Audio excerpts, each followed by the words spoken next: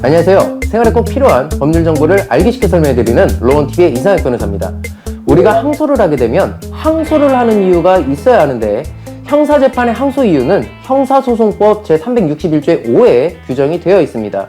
그런데 형사소송법 제361조의 5회에 규정된 항소 이유 중에 2호, 3호, 4호, 7호, 8호, 9호, 11호, 13호에 규정된 항소 이유는 드물게 발생하는 사유이다 보니까 사실상 대표적인 항소 이유는 이 중에서 1호, 14호, 15호에 규정된 법리호의 사실호인 양형부당이 됩니다.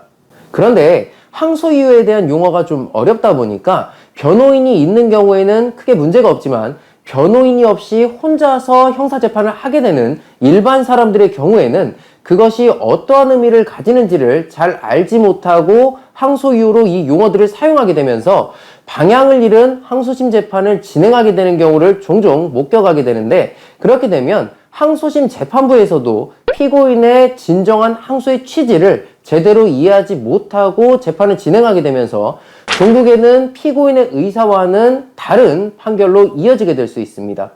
그래서 오늘은 이 중에서 대표적인 항소 이유인 법리호의 사실호인 양형부당은 어떠한 의미이고 어떠한 경우에 주장하게 되는 항소 이유인지 살펴보도록 하겠습니다.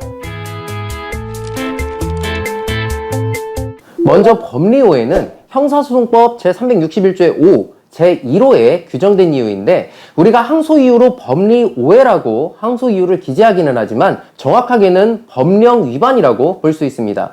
즉 1심 재판부가 법령을 해석하고 적용하는 데에 있어 헌법, 법률, 명령 또는 규칙을 위반하였고 그것이 판결에 영향을 미쳤다는 의미입니다. 따라서 1심 재판부가 법률을 잘못 적용하였다거나 법령의 적용에 관한 명백한 판례가 있음에도 법령의 적용을 반대로 했다고 한다면 법리호의 항소 이유를 주장할 수 있습니다.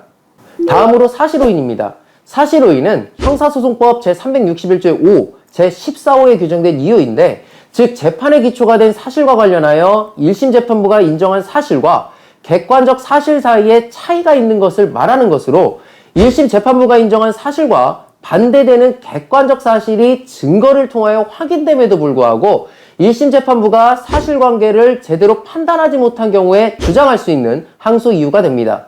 한편 참고적으로 사실오인이라고 할지라도 그 이유가 증거에 의하지 않은 사실인정이거나 증거 능력이 없는 증거에 의한 사실인정인 경우에는 사실오인이 아니라 증거 능력에 관한 형사소송법을 위반한 법령 위반에 해당하므로 이는 법리호의 항소 이유가 됩니다.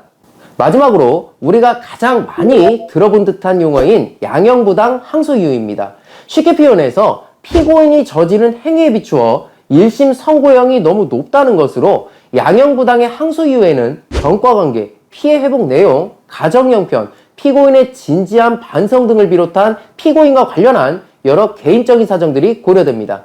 한편 항소심과 다르게 상고심에서는 언제나 양형부당을 상고 이유로 주장할 수 있는 것이 아니라 사형, 무기 또는 10년 이상의 징역이나 금고가 선고된 2심 재판에 대해서만 양형부당을 그 상고 이유로 주장할 수 있다는 점은 참고적으로 알아두시면 좋을 것 같습니다.